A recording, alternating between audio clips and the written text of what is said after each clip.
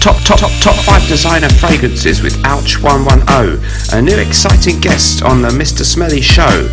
I don't know what he's picked, his selections are a mystery, but I've got a funny feeling he's going to take us back in history. If you're sick of top 5, don't despair, this ain't the same, because when it comes to frag selections, Mr. Ouch has got game. Sit down and relax, it's time to check out his selection. Let's hope he helps us to achieve masculine smelling perfection.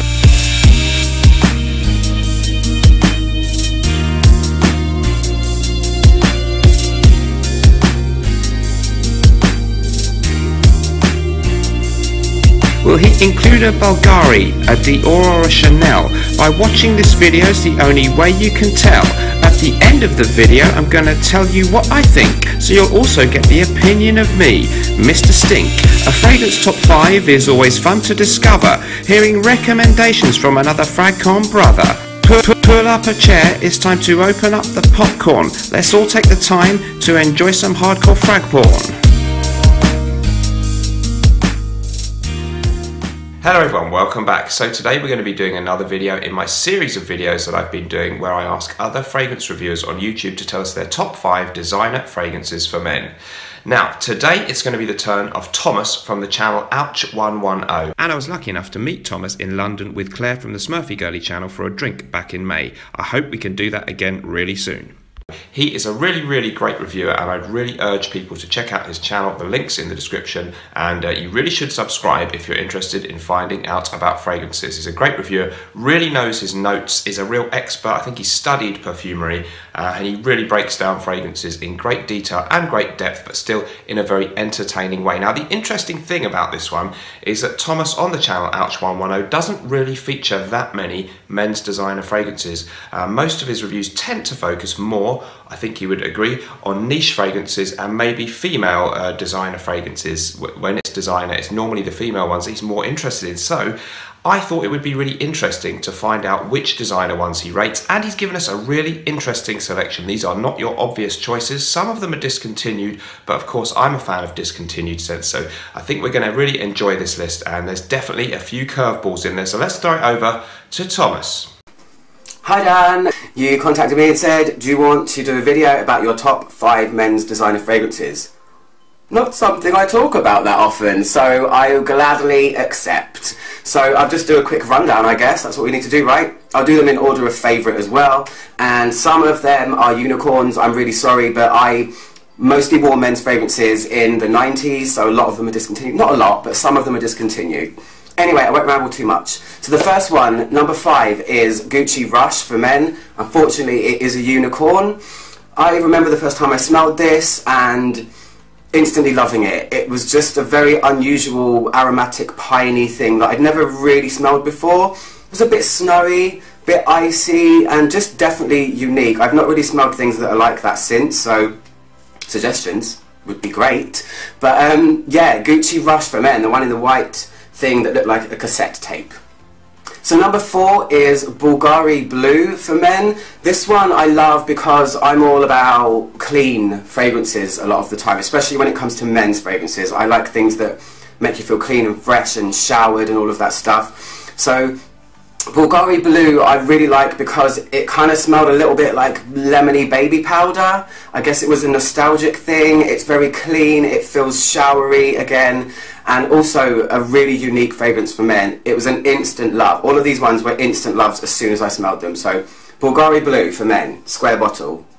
Still can get it, I think. Number 3 is this one. It's Prada Amber for men. Ooh, it's really dirty. This was another one that I picked up randomly in a shop when it came out. Didn't think I was going to like it, and wow, it's one of the nicest men's fragrances I've ever smelled. It's got that beautiful lavender barbershop-y type thing, but feels really modern. This is the old formula as well, so I guess it's kind of precious because I think they have changed it.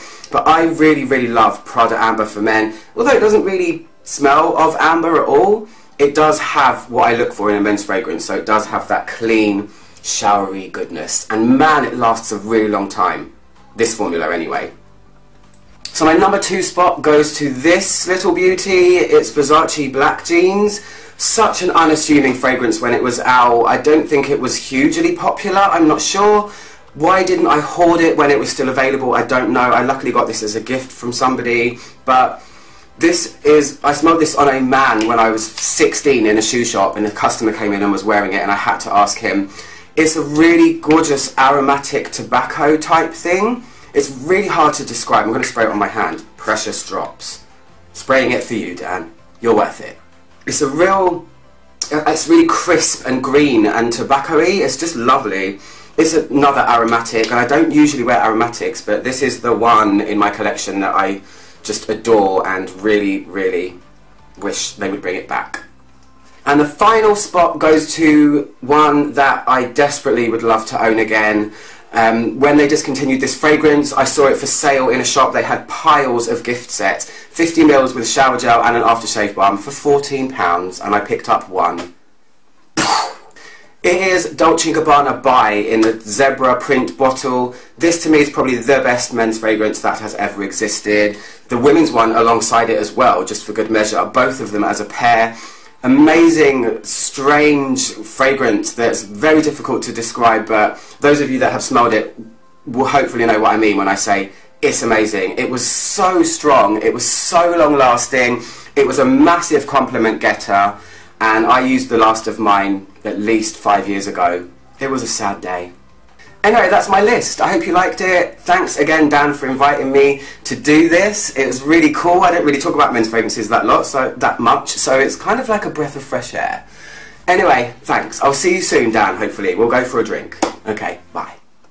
Okay, thank you very much, Thomas. Great selections there. I've just got two of them. I own two. One of them is Dolce & Gabbana by Man, which, as he says, is a really, really great scent. He said it was he thinks maybe the best men's fragrance ever, which is praise indeed. And a lot of people seem to feel that way about this one. Maybe it's become even better in our minds because it's now so hard to find. But it is a really nice, spicy sandalwood and lavender kind of barbershop, but with added sweetness and powderiness, and a really fascinating and lovely scent. If you can stumble across it for some kind of reasonable price, definitely worth checking out, but perhaps I wouldn't advise people to rush out and spend hundreds of pounds blind buying it on eBay or anything like that, but it is really, really nice.